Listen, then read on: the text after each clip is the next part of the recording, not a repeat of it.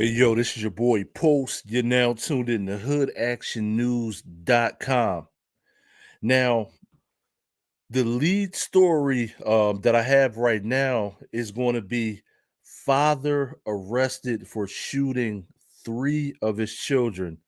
So, a father was arrested for shooting three of his children. That's going to be the lead story for today. Now, before I actually go into the lead story, I want to say yesterday, um, in all the last couple days, we've been talking about Charlie Kirk.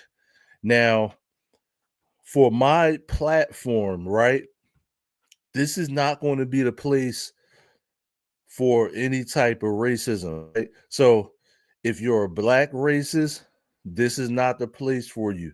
If you're a white racist, this is not the place for you.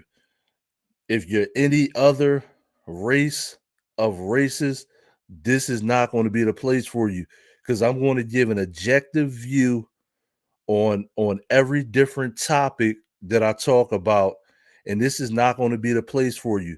So if you're a black racist, you're not going to be comfortable over here. And if you're a white racist, you're not going to be comfortable over here. So I just want to set that when you come in, on my platform, I'm from Philadelphia, right? I'm in Philadelphia. We live with everybody, right? The commenting, the ideas for my show is coming from black people and white people and other. You know what I'm saying? So I'm gonna just let you know that I got all type. In Philly, we grew up with everybody. You know what I mean? You can't run from it. You grew up with everybody. So you're when you grow up with everybody, you got a different worldview. So I'll repeat that again. When you actually grow up with different races from elementary school up, you're going to have a different worldview. Now, unfortunately, in the United States, you only can pick Democrat or Republican. Like that's the only candidates you have to choose from. You know what I mean? Now you can register as an independent. I'm registered as an independent. Now, I seen some nasty comments on TikTok and everywhere else. We don't wish nobody dead. It don't matter which side you're on, because I'm not going to wish anybody dead that just chooses either Democrat and Republican on a ballot. Like you do know you can change that one day. So if you're a Democrat, you can switch to a Republican in one day, right? They take a little while to process it, but you can literally change it in one day, right? And if you're a Republican, you can change to Democrat, vice versa. If you don't like none of them, like I don't, you can register independent, right? Now, I want to say that. Now, let's go into the story. So, the lead story is going to be father shoots three kids. Now, today is Friday, right? It's TGIF. If there's any fathers out there, make sure you take it easy. Try to take it easy. Listen, before I play this, any fathers out there is TGIF. Take it easy. We don't know what happened here, but make sure you take it easy. That's all I want to say before I play this. Now let's find out. Let's find out what's happening. Yeah, take it easy out here. Now this is Michigan fathers. So this happened in Michigan. That's father taken into custody. Fox News' Robin Murdoch has been working this story. Robin, another difficult one to report. Yeah, it seems like we're dealing with, a lot of these very difficult topics every single day. We are awaiting a press conference with the chief of police that's expected to happen at any time now. He's expected to update us on the situation here in Port Huron. But what we know at this point is that this all happened at the Glenview Garden Apartments here in Port Huron. Police have been out here since about 6 o'clock this morning investigating what we now know is a triple shooting, a deadly triple shooting. We're told a 17-year-old boy has died died, and 2 of his siblings are in critical condition as a result. Now, this again happened at the Glenview Apartments near Craft and 24th Avenue here in Port Huron. Police are still investigating this. The chief of police is now walking up to the scene here. He's going to give us a press conference in just a couple of moments and will update us on the situation. But again, we know that 3 victims were shot at an apartment here. A 17-year-old has died at the hospital. 2 others, a 13-year-old boy as well as his 12-year-old sister, they were taken to Detroit hospitals in critical condition. And this does appear to be domestic. A 44-year-old suspect is in custody at this hour. We are told he is the child's father, that there is no danger to the public. Again, police continuing to investigate this triple shooting here in Port Huron. We are told that all of the victims are minors. Again, the suspect is in custody. 1 dead, 2 others in critical condition. And now this is the chief of the Port Huron Police Department, Brian Kerrigan. Now, listen, for some strange reason, they don't want to show this guy's face, right? Now, if you're asking me, I seen a picture. They showed a picture of the 17-year-old. It's a white person. So I know y'all gonna ask me that. I know you're thinking it, right? But yo, it don't matter like what color it is, like where's this dude's picture, right? You shoot 3 of your kids and your picture's not up. Like, what's up with that? Here he is with an update on the case. Hey, good morning. This morning, our officers responded to a report of multiple people shot here in Glenview Gardens. The investigation revealed that a father, 44-year-old, had shot his 3 children. The 3 children, 1 is deceased. The other 2 have been transferred to Detroit area hospitals. They're listed in critical condition at this point. We have the father in custody. He's cooperating with the investigation, has made statements assisting us with this investigation at this point. So I know you can't say too much in terms of the motive behind her, but do you have any idea what kind of happened inside the apartment? I can't really give any details on that right now. Just say no. The investigators are still working the case, still talking with the father and working through that part. Can you kind of walk us through just the timeline of what happened and who was inside the home and what? Yo, you pretty much could decode what happened. You know what I mean? Now, when they say it's domestic, you got mad at the mom and you snapped and you did something stupid. But that's kind of cowardly. You know what I mean? That is cowardly. You know what I mean? What happened? So it's a family home. During the incident, there's a 20-year-old son and the mother were able to wrestle with the father during the shooting and prevent anything further from happening. Has there been a history of any sort of domestic incidents at this apartment? Still have to look into what our past calls. I'm not sure on that at this time.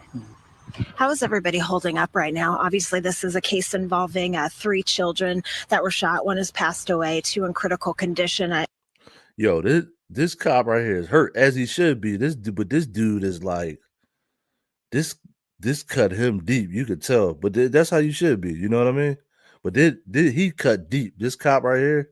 I know it's tough on neighbors, on family members, and on investigators who are out here trying to piece this together. Yeah, it's definitely tough on everyone. This, another senseless act of violence, just a heinous crime, just unthinkable to have this happen. But they seem to be holding up. If you work your way through it. Was the father here when you arrived? Or did you have to find him? He was taken in custody here at the residence. So he was inside the apartment when your officers got here? Yes. Do we know where the other children are being taken specifically? No, I don't know the specific hospitals. But no. Detroit area hospitals. Detroit area hospitals. Yep. Okay. When investigators arrive on scene and you hear, we heard several calls of 911 saying there was a shooting, but you arrive on scene learning kids are involved, allegedly domestic violence incident. Does that change protocol for you guys? No, it doesn't really change protocol. It's harder to deal with when it's kids. Obviously, it's not the kind of scenes that you're used to dealing with, but it doesn't really change our protocol. The officers responded, they get inside, make sure it's secure, start rendering aid to the victims. We have the assistance of the state police, the county sheriff, they came and assist with us. Tri-Hospital EMS and our fire department responded and started. Yo, this this cop right here want to go shoot this motherfucker. Yo, I'm gonna tell you.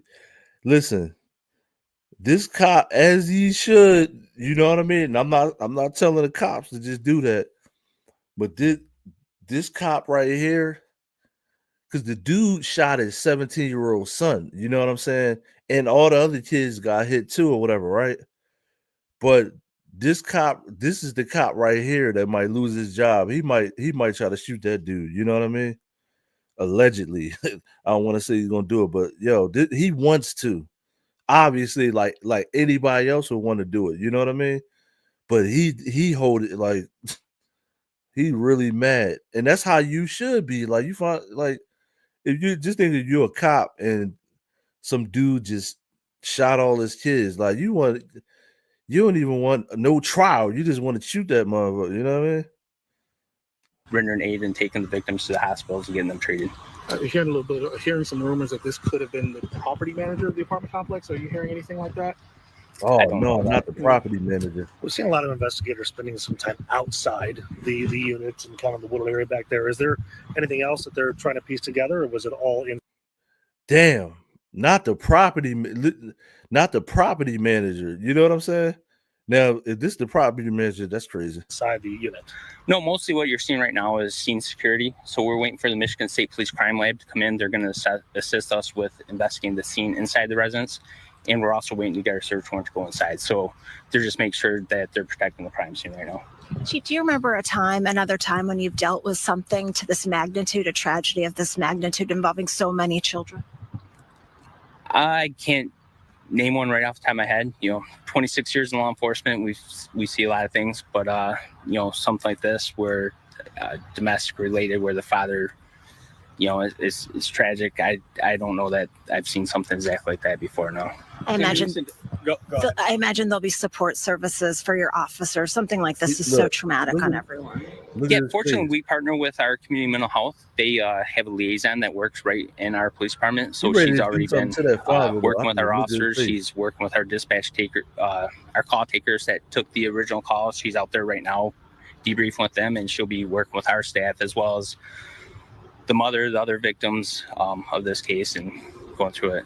So for sure. Now the other two, the 13 and 12-year-old are in critical condition. Any insight into if you think they're going to survive or not at this point? Yeah, as far as I know right now, critical condition. They have a prognosis of surviving.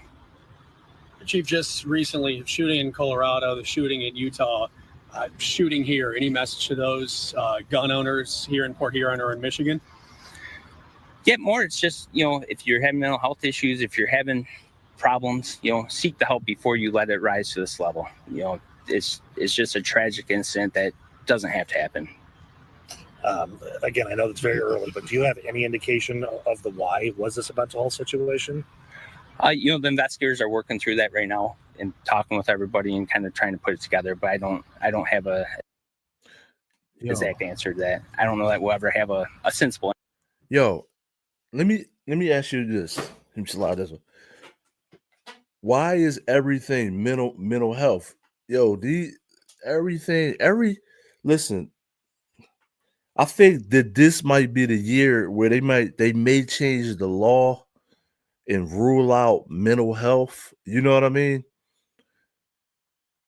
Once you pulled the trigger, you already pulled the trigger. There's no coming back from that. They're giving people too many comebacks, mental health. You know what I'm saying? Like we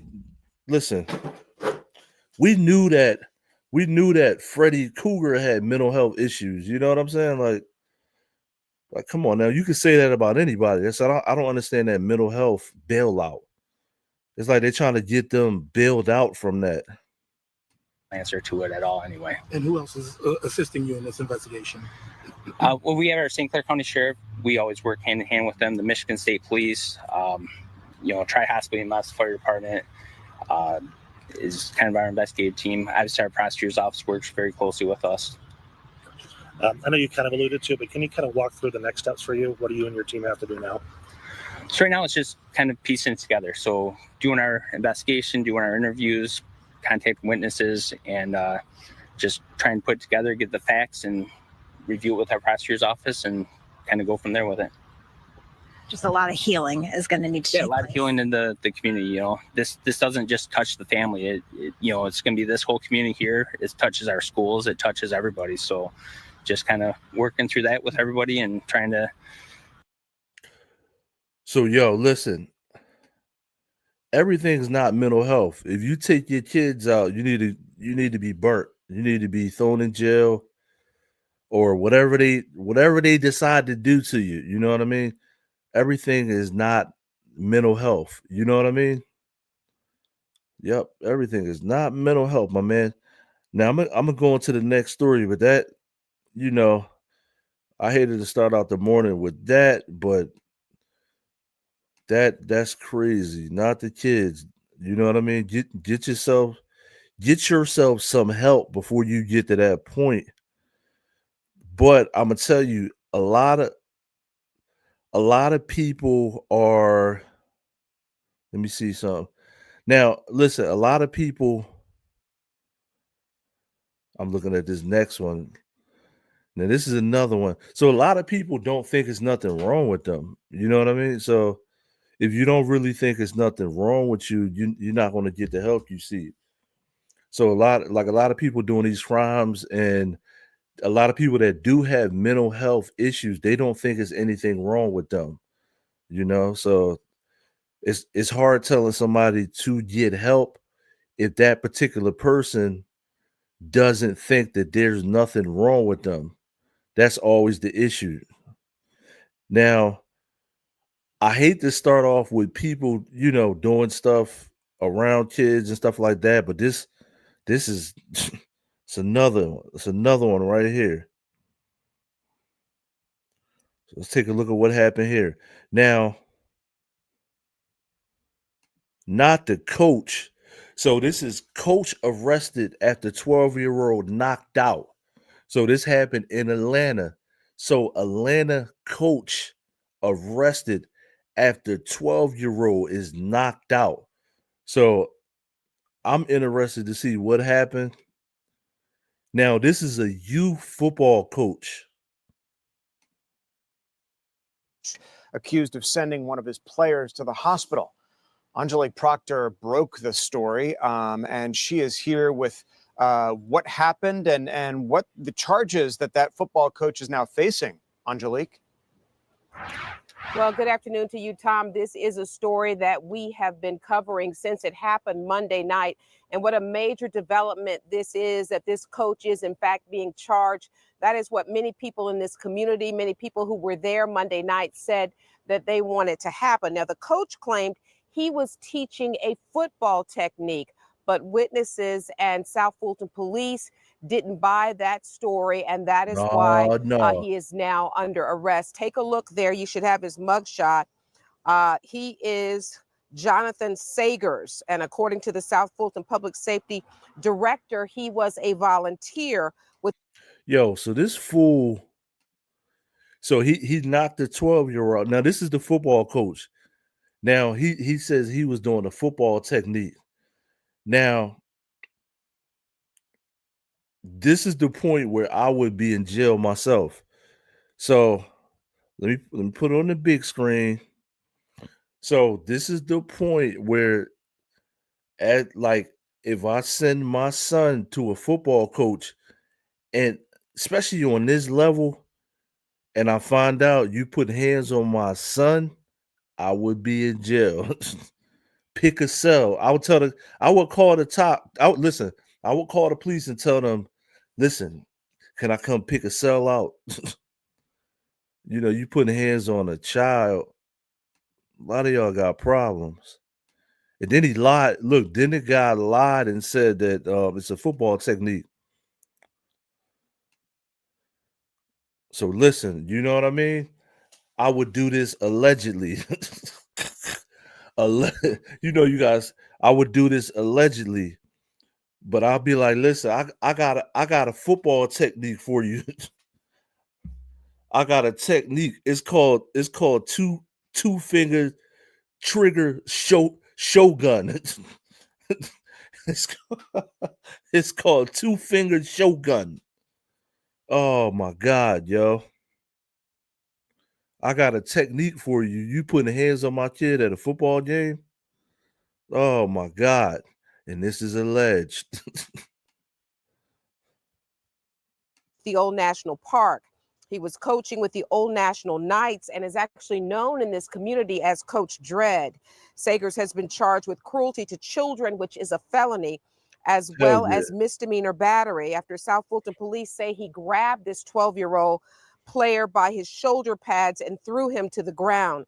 Now, witnesses told us that Sager and the child went in argument about how the boy responded to a play right before this happened. See? Sager told police he was showing that player a technique, but police again didn't Nah. buy that. South Fulton's public safety director says detectives took their time in this case, and this case is based on the evidence. Yeah, you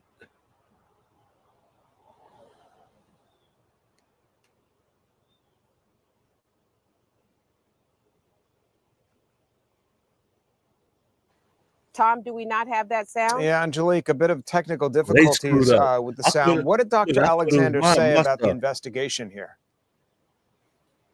Well, he says that detectives were very methodical. They looked at video. They talked to everybody involved, including the coach, as well as the 12-year-old boy, and that they have some strong evidence in this case. And he said that this was, in fact, based on the facts of the case and not a lot of rumor mill. We had several people who were there who told us that they watched it, that they saw the argument between the coach and the boy, that they saw the coach take him to the ground.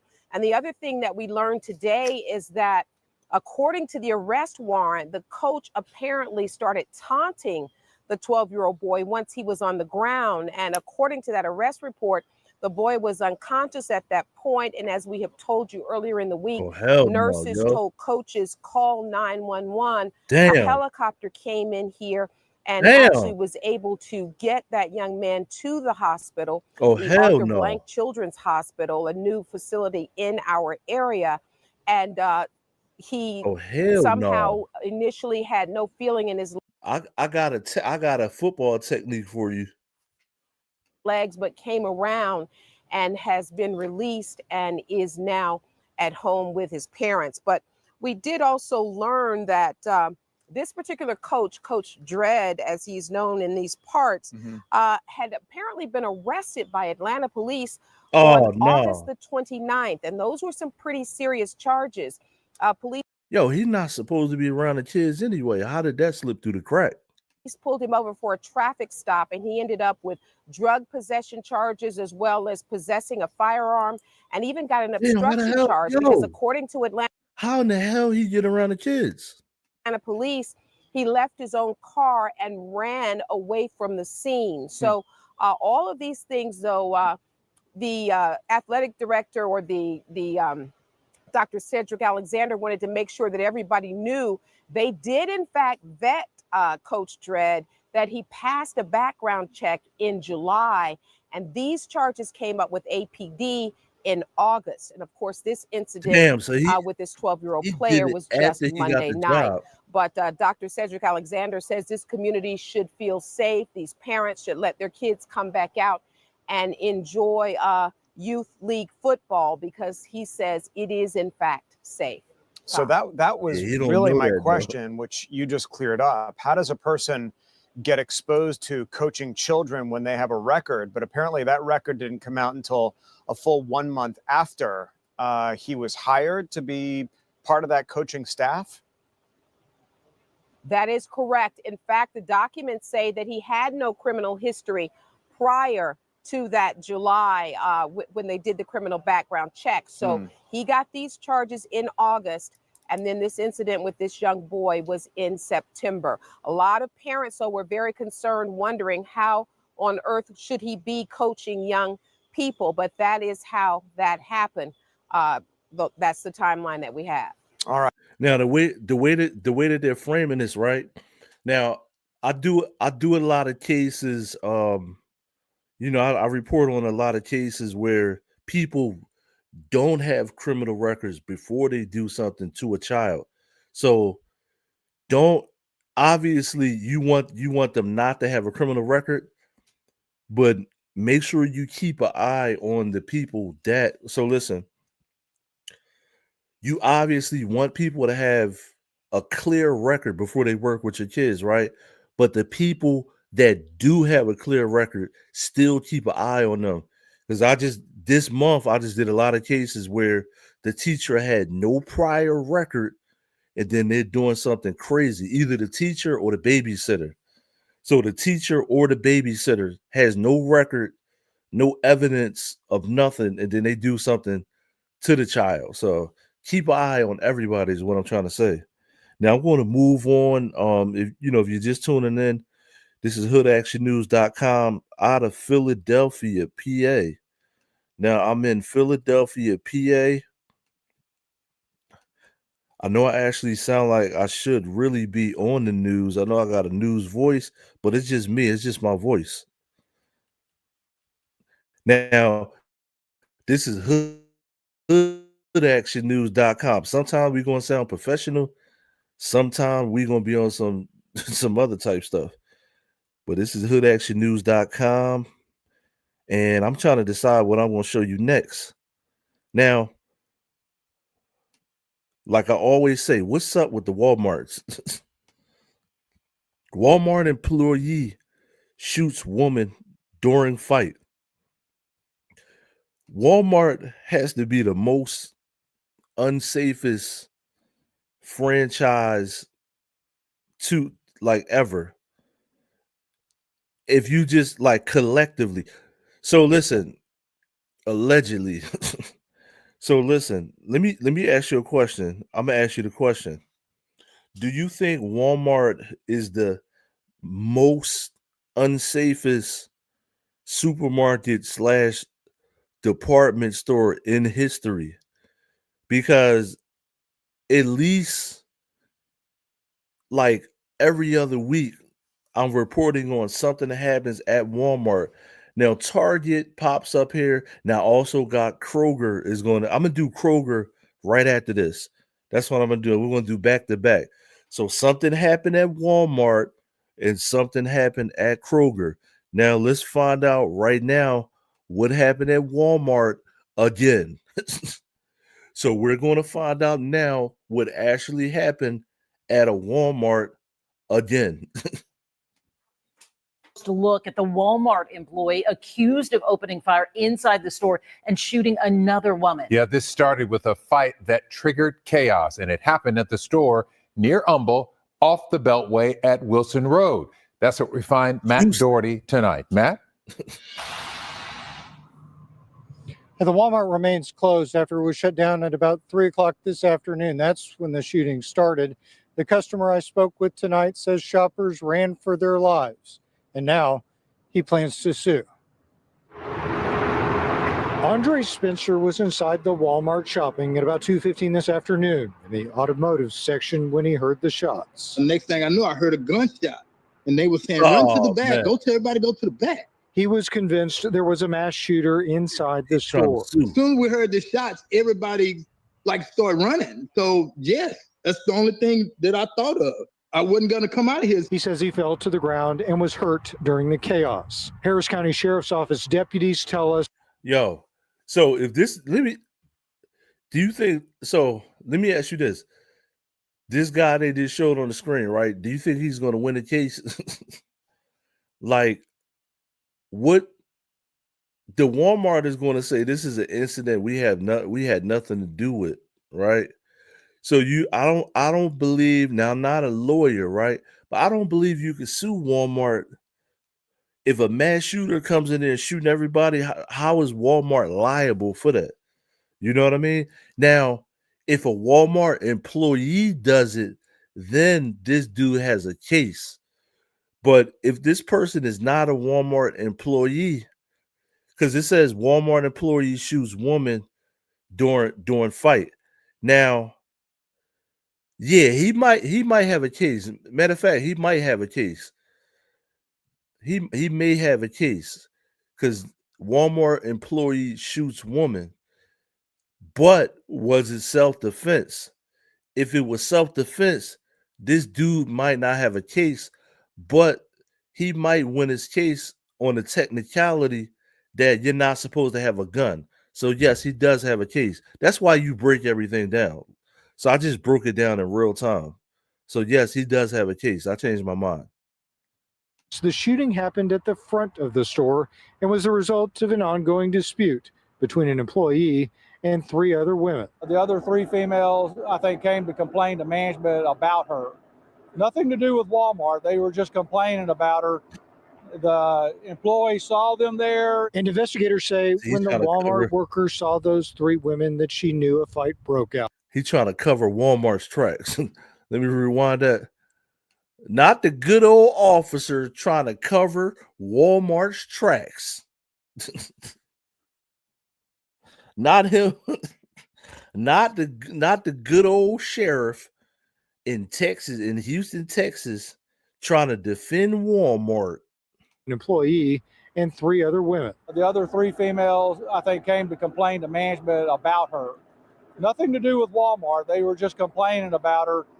The employee saw them there. And investigators say when the Walmart workers saw those 3 women that she knew a fight broke out. Deputies say at one point, the Walmart worker pulled out a gun, shooting one of the 3 women at least once. The worker later walked to the front of the store and surrendered to deputies. We've blurred her face because we haven't learned the charges she may be facing. Deputies say the woman who was shot will be okay. Damn, I have a real bad shoulder pain, and I feel a real bad pain in my lower back, my tailbone, because I fell on my butt. And get out of here. The worker later walked to the front of the store and surrendered to deputies. We've blurred her face because we haven't learned the charges.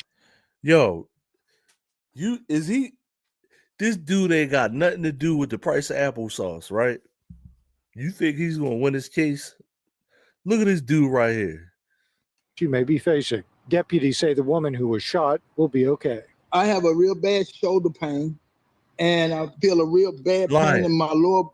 Hey, yo, look how he's looking up when he's talking. He's lying his ass off. Listen. Look how my man is looking up when he's telling the story. He's lying. He's trying to get that case money. Look how he's looking up when he's talking. He's lying his ass off. Say the woman who was shot will be okay. I have a real bad shoulder pain, and I feel a real bad pain in my lower back, like my tailbone, because I fell on my butt, and it is painful. For Mr. Spencer, it's a day he'd like to forget. He's lying. Oh my God, he's lying. He probably gonna win that case though. Yo, you think? Look at this dude's story. He's trying to get that case money. All this happened from that one fall. My neck and my back and my left toe. Get out of here. I have a real bad shoulder pain, and I feel a real bad pain in my lower back, like my tailbone, because I fell on my butt, and it is painful. For Mr. Spencer, it's a day he'd like to forget. He's hired a lawyer and intends to sue Walmart because he says the store didn't keep its customers safe. And I'm Matt Doherty. Okay. He gonna win that case because it's an employee. See, I backtrack on my statement too. So let me put. So these girls broke out in a fight and one pulled out a gun and shot the other girl, right? The Walmart employee. Let me put this perfect, the perfect frame. So my man on the screen right there is trying to sue Walmart, right? Now, at first, look at him. Look at my man. So listen. At first, so this is the guy right there. Let me switch my view so I can point over to the left. So my man right there is suing Walmart. So the Walmart employee got into a fight with these girls. She pulled out a gun and shot the girl. Somehow this guy fell on his tailbone and he's suing Walmart. Now, originally, I'm like, oh, this guy probably wants some money, which he probably does. Do I think he's really hurt? No, I don't think he's really hurt. But I'm gonna tell you why he's probably going to win a case. This guy is probably going to win a case because the person who had the gun and shot the gun was a Walmart employee. So that's probably why he's going to win the case. Now, if some random people broke out and started shooting in there, this guy probably wouldn't win the case. But a Walmart employee is causing danger. So because a Walmart employee has the gun, shot the gun, this dude is probably going to win the case, even though we all know that this dude is not really hurt. You know what I mean? My neck and my back. Oh. So we know this dude is not really hurt. You know what I mean? But he probably going to win the case. He probably going to get a couple dollars. And he's going to be right in Walmart shopping again. Like, I love y'all. Y'all paid me money and soda's on sale today. He's going to be right back in Walmart.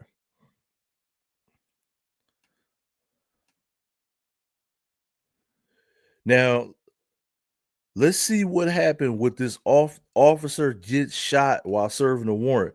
Now, I'm going to tell you, this is how bad society is.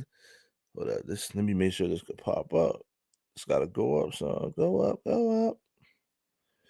So this is how bad society is. An officer gets shot while serving a warrant. So if a cop gets shot by serving a warrant, then regular people like me or you are chopped liver. It's not safe out here. You know what I mean? So let's see. Let's see what happened here. So yeah, regular people like me and you are not safe out here if a cop can't even serve a warrant without getting shot. So let's see. Let's see what happened with this officer.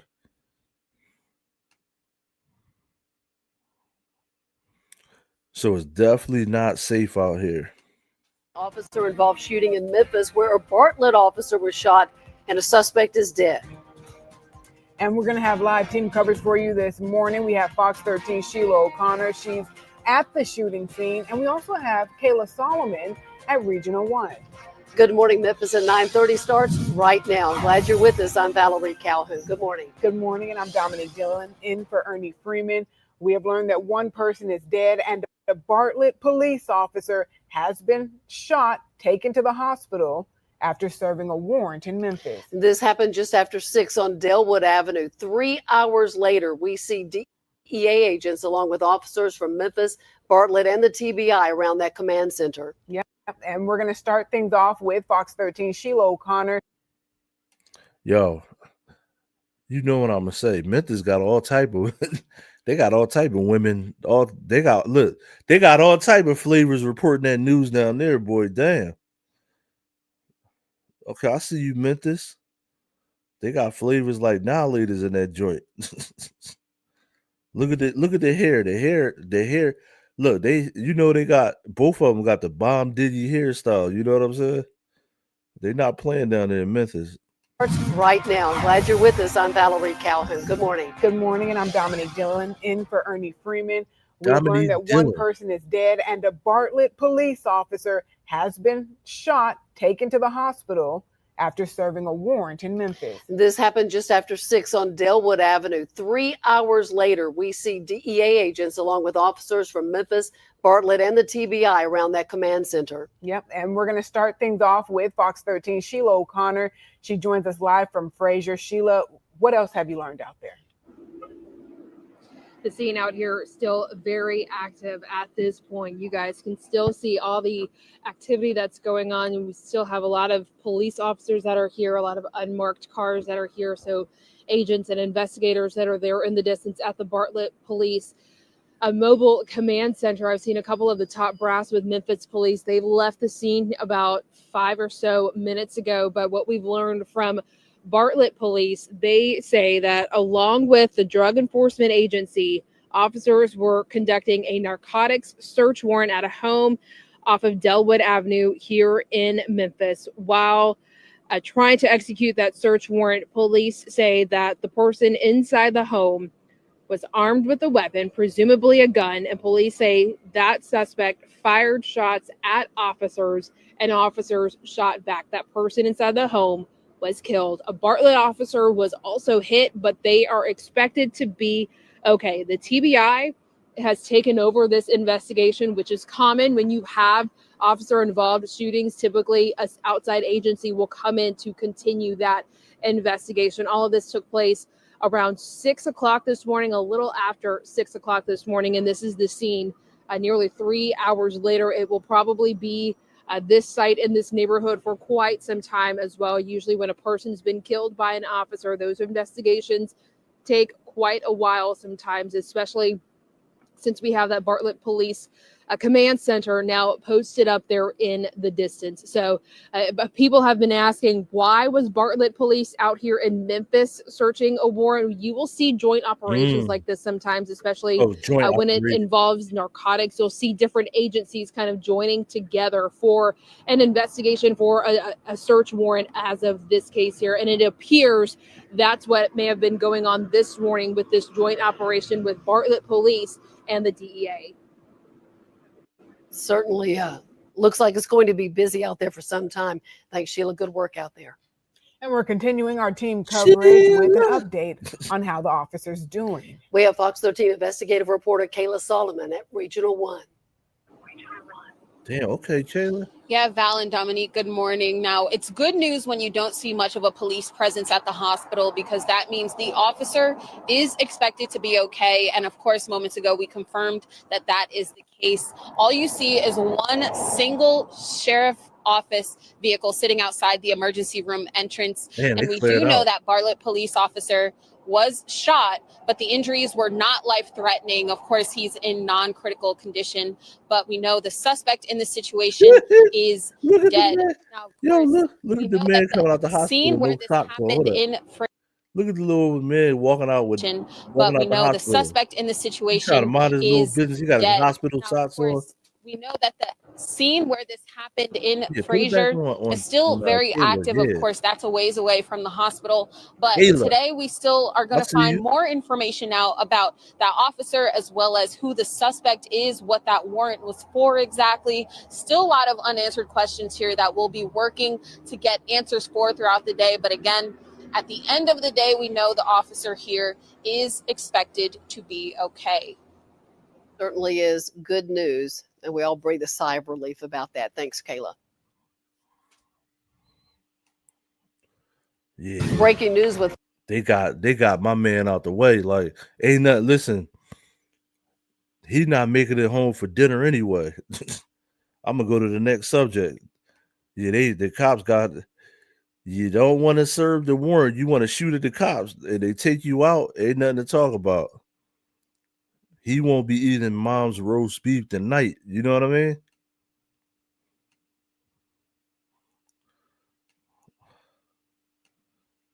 Yeah, he won't be home for mom's roast beef. Let's find. Let me see what happened here.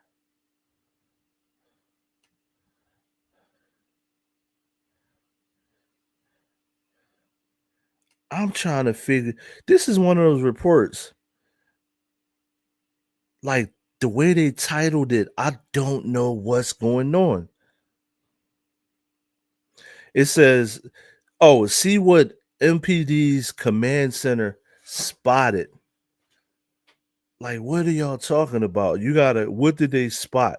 I guess it's saying see, so they just want you to watch it. So we about to watch it.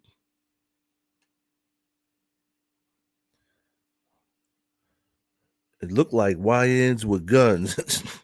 Exclusive to us and now you, that Memphis police saw unfolding in real time at their downtown command center. Officers say they spotted some people brandishing guns a block away from the city's most iconic street. Our chief investigator, Jessica Gertler, shows you what happened next and why this has MPD applauding that new center and its technology. The staff can select a number of cameras and they can post them up on the screen. So it's really game changing when you can zoom out that far and actually see things. Dozens of cameras watching over the city July 13th. It was 1:30 in the morning. Cameras zooming in and out. They're patrolling, right? Memphis police were stationed a block from Beale at the downtown command center. They were scrolling through live feeds while the entertainment district was still booming. So go ahead and press play. Lieutenant Delwan Waller gave us an exclusive look at what his team noticed on a camera that night. Here you see this individual. He actually has a weapon in his waistband, and the one behind him has one too. So they relayed that information to patrol what? officers. They see the officers coming. I'm gonna go back real So quick, they right? relayed that. And the one behind them has. What are y'all doing, yo? Listen, I got a license to carry. You cannot see my gun when I'm walking down the street. What is my man doing, yo? Like, y'all ain't got holsters or nothing. Like, what are y'all doing? You look like you got a gun. Well, he actually has a weapon in his waistband. He ain't got no gun. And the one behind him has one too. So they relayed that information to patrol. Yo, they should. If he had a license to carry, they should lock him up for not even wearing a belt. I can't even get past this fool. Look at my man right there on the screen, right? Even if he had a license to carry, they should lock him up for not even wearing a belt. The one behind him has one too. So they relayed that information to patrol officers. They see the officers coming, and then at some point they're going to walk back towards the vehicle that they're in. You then see blue lights fill the parking lot at Peabody and Rufus Thomas. The squad cars come. One guy takes off. Takes off towards Beale. What do we have on Beale Street? Entertainment District unit officers. So he runs into a swarm of officers and they're chasing him. And the cameras followed the chaos too. This angle shows the guy right there in the middle of your screen, booking it towards the metal barricades. He can't quite clear it though. He falls, and like his buddies, officers detain him too. The officers are checking the actual vehicles, and they realize there are guns and there are. These are the YN cameras. Yo, when I make the thumbnail, these are the new YN cameras. They listen, let me tell y'all what they about to do. They're about to make cameras for y'all little dumb niggas. Little dumb YN cameras. Yo, y'all so stupid, bro. Y'all are so dumb. Yo, I was young and dumb before, but y'all are young and dumber. Like, I would have never did no dumb shit like that. Like, y'all, like, if I was their age, I'd have been like, look at these dumb motherfuckers. Like, listen, this right here is going to give law enforcement cross country ideas. They're going to have YN cameras, and they're going to name it that too. YN cameras. So they just randomly set up cameras just to watch y'all little dumb. Kates. He can't quite. Yo, I'm gonna be now after this. I'm gonna segue into something, right? And I'm gonna ask you a real question. So remember this right here. This is the YN camera section. It's a damn shame, yo. Y'all giving me content. So listen, this is YNs with cameras. You heard me? So listen, before I go into the next section, right? This is going to be the YNs with cameras section. Now, I'm gonna ask you a real question. Let's proceed. I just want y'all to remember this, so it can tie into what I'm gonna say next as I do this next video. They're going to do this in every state now. Clear it though. He falls, and like his buddies, officers detain him too. The officers are checking the actual vehicles, and they realize there are guns and there are drugs. That's right. WREG investigators uncovered the court records stating officers found multiple guns in plain view just sitting in their car. They also found marijuana, a scale, and a pistol with 11 rounds in the magazine underneath the passenger seat. They say they Yo, look at the screen, yo. Yo, y'all Memphis dudes, y'all got to be the dumbest motherfuckers ever, yo. Listen, y'all, and yo, I'm in Philly. These dudes are dumb too. You got the guns laying on the seat. You got the marijuana. This is all laying out in the open. So look on my screen. These Memphis YNs got everything laying out in the open for the cops to grab. They got multiple guns in plain view, marijuana, and these fools got the scale laying on the seat and 11 rounds of magazines underneath the passenger seat. Y'all got to be the dumbest dudes ever. And you know the guns are illegal. You know what I'm saying? But then you got the scale. You got the scale. The scale. Listen, when you got the scale, they're not going to be like, oh, you were a part-time marijuana smoker. They're gonna be like, y'all are supplying it. You got the scale right there. Y'all, my God, y'all dumb as fuck. Damn, y'all some dumb. Oh my God, y'all dumb. In plain view, I'm mesmerized. I can't even say it. Like, also found 2 Glocks, both equipped with an auto-sear, which is a machine gun conversion device. and you got It's highly illegal and allows a Glock to do this. Fire 1,000 rounds per minute. So that is us spotting something and helping the officers in the Yo, get the soap, my man. You're going to jail. Get the motherfucking Irish Spring soap. You're going to jail, my man. field. The Downtown Command Center opened in late April, offering new tools to fight crime in the downtown corridor. Top leaders touted the AI-powered cameras that offer clear pictures and real-time monitoring. Some of the cameras belonging to businesses that voluntarily integrated their systems. What we do is we monitor the events of the day and monitoring from on high so that we can kind of provide protection in that way. Basically, the state-of-the-art facility is a mini version of the real-time crime center.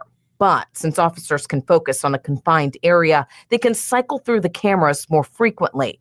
They've caught crimes like this one in the act. And so it's a force multiplier because that camera can be there at all times, 24/7. What have you been able to spot? Oh, you name it, whether it's an accident, whether it's a medical call, whether it's a shoplifter, whether it's reckless driving. Lieutenant Waller says they've been able to assist with more than 120 calls within the first 4 months, resulting in more than 40 arrests, including 16 felonies. One of those arrests happened June 8th. A Jeep Wrangler seen on the cameras driving recklessly on Peabody. Another happened on August 23rd. A man spotted on the camera placing a black handgun with an extended magazine underneath a car. Patrol officers nabbed him and the Glock, which also had a switch, making it fully automatic. MPD says the Downtown Command Center is a big reason why crime in downtown Memphis has decreased 31% as of this week compared to the same time last year. City data shows car break-ins are the biggest problem in the downtown zip code, followed by stolen cars and aggravated assaults. But overall, their data states crime in the downtown zip is the lowest it's been in the past 5 years. The hope is those numbers, this center, and these cameras will help the public feel safer. Perception-wise, what would you like them to know about this center? I would like them to know that we're always watching and it is safe to come down. Investigating for news leader Jessica Gertler, WREG News Channel 3. Now, MPD says the center also plays a big role in monitoring major events like Memphis in May, and it will play a vital part in the St. Jude Marathon. Yo, I'm not going to even lie to you, right? Just say you want to. So you got to be objective, right? Just say you want to take your kid out somewhere. You know, there's cameras everywhere and stuff like that, and they're watching in real time. So just say just say you standing over here, your kids right there, all to the side a little bit, eating cotton candy and stuff like that. They watching everything on camera. That might be a thing. You know what I mean? You might feel a little bit safer knowing that they're watching everything in real time. So I'm kind of, I don't like being watched, period, obviously, but that might be not a bad thing. You know what I mean? Now, my homie Chris Casino from Philly, right? They sent me this, right? So Kid Vega and Chris Casino sent me this. Shout out to them, right? I don't know what they on now, but let me see. Where is it? So you seen the last report, right? Where in Memphis, downtown, they're watching everybody just for safety, right? Now is young dudes running around with switches, all type of illegal stuff like that. That's what they're really watching. I don't blame them, right? Now in Philadelphia, now I'm gonna pose this question before I ask this, right? You see what happened in Memphis, right? So this little center in Memphis where they're downtown, where everybody goes and hangs out. They got cameras everywhere. They're catching criminals doing stuff in real time. Now, in Philly, Jersey, and New York in particular, there's always shootings at Chinese stores, Chinese food corner stores that are open late at night, and poppy stores / bodegas. They call them bodegas in New York and Philly. We call them the poppy store. You know what I mean? So we know for a fact that late night Chinese food stores, poppy stores / bodegas always have shootings on the outside of them. People hang out on the outside of them, and whatever illegal activity that they're getting into, shit always happens at these stores. So ish always happens. Now, the question is what's this curfew that I'm going to show you, right? Do you think that this will stop that type of activity? So in Philadelphia, businesses in these particular neighborhoods are going to have a curfew after certain times. So businesses in hooded, hooded, in bad crime-ridden areas are going to have curfews on certain times. I don't know how I feel about it. Let's take a look at this. In some parts of Philadelphia, it will force some businesses to close early, including restaurants and bodegas, in an effort to deter crime. So let me go back a little bit. That's going into effect tomorrow in some parts of Philadelphia. It will force some businesses to close early, including restaurants and bodegas, in an effort to deter crime. But business owners are worried it will ultimately hurt their bottom line. Action News reporter Maggie Kent, live for us now in Germantown with more on the curfew. Maggie. Well, Shari, some businesses along this corridor and others in neighborhoods across the city will have to close at 11 p.m. That ordinance will go into effect come tomorrow, and then fines will come after. We're already in a bad area, and I don't think putting a bill and quote unquote under the umbrella of nuisance business is the right way to fix the underlying problems. Mitesh Patel owns the Medicine Shop Pharmacy along Kensington Avenue. While his business is open to the public from 9 to 6, they operate hospice and manage around-the-clock work inside. He's concerned about a new business curfew to go into law tomorrow. The business curfew covers Councilmember Ketsi Lozada's District 7. That includes Kensington, Frankfort, and Hunting Park. And Councilmember Cindy Bass's District 8, spanning Germantown, Mount Airy, Logan, and Chestnut Hill. The quality of life aspect of that legislation is the part that I am very much in tune with. But it will become law in the city. It just won't have my signature. This ordinance forces businesses to close from 11 p.m. to 6 a.m. or face a potential of $1,000 fines each day. Fines start November 10th. It impacts food trucks, bodegas, takeout restaurants, and 24-hour shops. Establishments with liquor licenses, gas stations, and drive-thrus are not subject to this enforcement. Supposed bill is supposed to Yo, you know what's gonna happen? People gonna start selling stuff illegally. So whatever you see in the stores, somebody is going to be selling this illegally. I'm sitting here. Hey, listen, I'm sitting here like, hey, look, I'm not saying that I'm going to be selling stuff illegally, but I'm just joking when I say this. Just joking. I'm in Philadelphia, right? The funniest thing about it, I had a vending license where I used to sell stuff. And I said, somebody's going to be selling stuff illegally at the hours. So your soda man, your illegal soda man is going to have sodas all night now. Sodas, everything. They're going to, your after hours, listen, your after hours snack shop is going to be at a speakeasy. You know what I'm saying? So they just, one market closes and another one opens up. Now, I'm not telling y'all to do that, but that's what's going to happen. That's what's going to happen. I'm not advertising it, telling y'all to sell stuff illegally, especially not drugs like my man is selling on the screen there.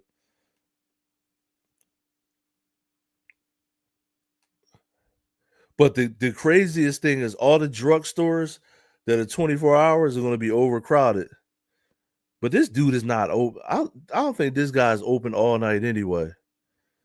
But it's like, the thing I don't understand is like, what about like a nightclub? That I'm confused about that. So you can't open up a club in this area? Will become law in the city. It just won't have my signature. This ordinance forces businesses to close from 11 p.m. to 6 a.m. or face a potential of $1,000 fines each day. Fines start November 10th. It impacts food trucks, bodegas, takeout restaurants, and 24-hour shops. Establishments with liquor licenses, gas stations, and drive-thrus are not subject to this enforcement. supposed bill is supposed to. So if you got a liquor, so literally think about this, right? I could poison you with liquor all night, but the person with a little hot dog stand has to close down. Like, they gotta refine that. So I could poison you all night with liquor and alcohol and blunt wrappers. They gotta revise that. That's not whoever's doing that, they obviously are not from Philadelphia. And they obviously don't know what really the hell is going on. It impacts food trucks, bodegas, takeout restaurants, and 24-hour shops.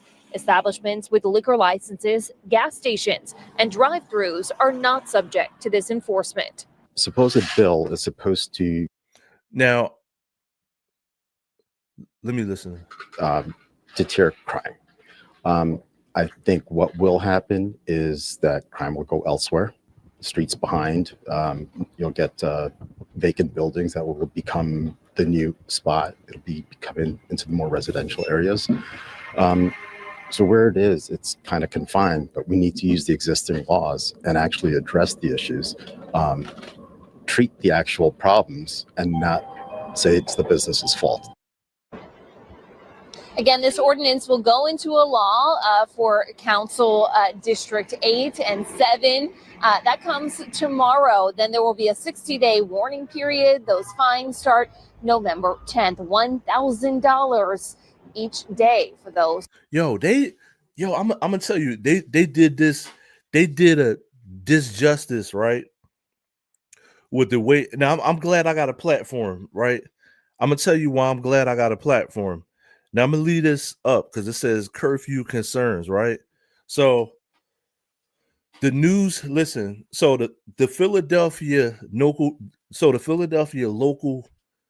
this report right here, they kind of did. They're telling the truth, but they're not really. Listen, them Chinese stores or all those Chinese food stores that are open late at night, and the bodegas, Those two things late at night is where all the shootings always happen. The 24-hour, the Poppy stores and the Chinese stores. Poppy, Chinese food stores. Poppy, Chinese food. All the crime happens in front of those, right? There's not that many gas stations in Philadelphia. I'm gonna be honest with you. It's a couple spread out. There's not a whole bunch of gas stations open late at night in Philadelphia. So they're kind of misrepresenting that. It's a whole bunch of late night Chinese stores and even more late night Poppy stores, right?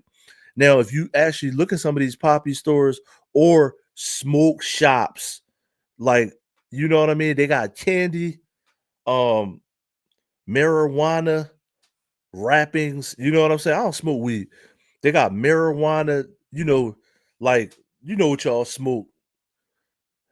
Natural leaves and all that other stuff y'all smoke. You know what I mean? I got friends that smoke. So Chinese food stores, Poppy stores. You didn't hear her say nothing about Chinese food stores because they don't want to profile the word Chinese, but it literally is Chinese food stores, right? That are open all night. Now, these stores are obviously open all night. They don't care who they're serving because they're just making money. So I can't really blame the Chinese food stores or the Poppy stores, right? But yo, they will open up like it'll be like 35 shootings. 35 people would get shot in front of their store, and they'll still be open. They don't care about human life for the most part. You know what I mean? So they're trying to get them out on the back end. But they can't say, listen, they can't say that. I'm pretty sure the police. Now, this is what's disingenuous. You know that, listen, in every business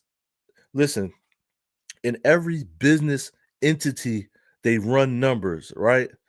So I'm gonna repeat that again. In every business entity, they run numbers. In sales, they run numbers.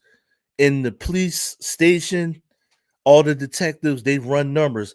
I know you ran the numbers on how many people are shot in front of each particular business. You see what I'm saying?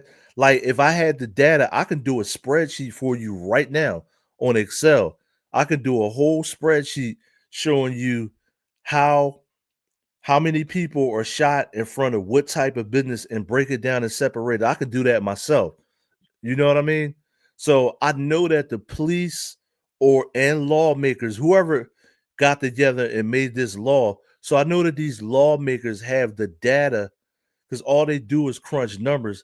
So I know that they have the data of how many people get shot in front of Chinese stores, how many people get shot in front of bodegas, how many people get shot in Walmart. Like, we just did a story on Walmart. So I know that, irrefutably 100%, I know that they have these numbers. So either the news, either this, I'm not, this news station is great. You know what I mean? That's Action News. You know what I'm saying? But that's why I did Hood Action News, because they're underreporting and not really telling the truth because they don't want to offend. Because Philadelphia is a liberal city. It is what it is. They don't want to offend the Chinese community, right? Or the Asian community. Those Chinese stores have a lot of shootings happen out. Now, it's not the owner's fault. I'm not saying that. But if you look at the data, if you look at data where a lot of these shootings, it's either Poppy or Chinese stores. And that's in Philly, Jersey, New York. I'm pretty sure that that's the same data. Now, when you go in the southern states, like just say in Atlanta, the gas station is popping. You know what I mean? So this would be true in Atlanta for a gas station, but you can't stop regular people from getting off work, going to get gas. So now, also in Philadelphia, you obviously had to have a lot of money to open up a place that has a drive-through, because Kensington Avenue you can't put a drive-through on Kensington Avenue. Now it's a 7-Eleven down there, but they're not going to knock it down and put a drive-through up there. You know what I mean? When people are going to walk up to it. So a lot of news reporter is disingenuous. That's why I created this channel. It's hoodactionnews.com. And I got plenty of education to do a regular news. I could do any of these regular news channels. Trust me, I could be a news reporter, but I kind of I like doing my own thing because I could wear what I want. I could brand the way I want to. And when stuff is underreported and disingenuous. So when stuff is underreported and disingenuous, I can actually tell you the truth. So we tell you the truth over here. You know what I mean? So being that said, that's why I want you to like, share, subscribe, because we tell the truth over here. This news report was sent to me by Chris Casino, my homie Chris Casino and Kidco Vega, right? Now, like, share, subscribe. This is a local issue, local to me. I'm in Philadelphia, but 100% we know that most of the crime happens at poppy stores and Chinese food stores. Now, will this stop crime? No, it's not going to stop crime. Now, this may stop people from hanging out in front of these places all night. Now, I want to ask you a question. They said that the curfew is going to be 11 o'clock, right? What happens when a shooting happens at 10 o'clock or 8 o'clock? You know what I mean? In the wintertime, it gets dark early. What happens when something happens at 8 o'clock? So that's a hard issue. You know what I mean? Now, you notice it's in targeted areas, which I like. That's kind of crazy to me because now you know what's going to happen. Like my buddy said earlier, he said everybody is going to go downtown now. So if this store is going to close at a certain time, all of those people doing all of that crime, or they're going to go in those other neighborhoods where those other businesses are open.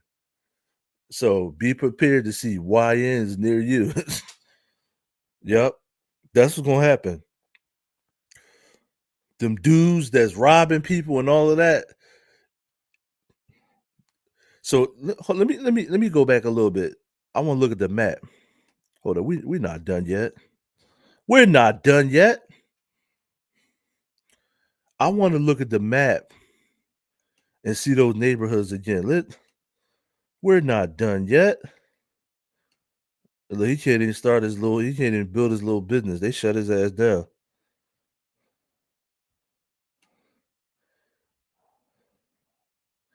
See, and that guy, he was trying to take advantage of that, the fact that Rite Aids are closing down. Nope. They got him up out of there. Now look at these zones on the screen right there, right? Now this is some Philly, 100% Philly stuff. Now this is Hunting Park, Germantown. This is Germantown and Hunting Park, right? Zone 7 and 8. Now, let me see something. So all of the people in Germantown, they're going to start going into Uptown a little bit. There's not that many 24-hour stores in Uptown to begin with. Uptown is in where it says Ollie Zone 9. Well, you can see me pointing. Let me see something. I'm going to give a breakdown. Right here. Yup, right here is where this is going to be the spillover. This is going to be the spillover. Everybody that lives right here, they're going to start walking down Girard into these nice little gentrified areas. They're going to start going to these stores down here. So all this is going to do is it's going to make the crime come into the good, the better. Listen, there's no good part of Philly, the better areas. You just got bad and better. No good, right? So let me see something. Yeah, so Aramingo Avenue is gonna be jumping. They're gonna be on Aramingo Avenue.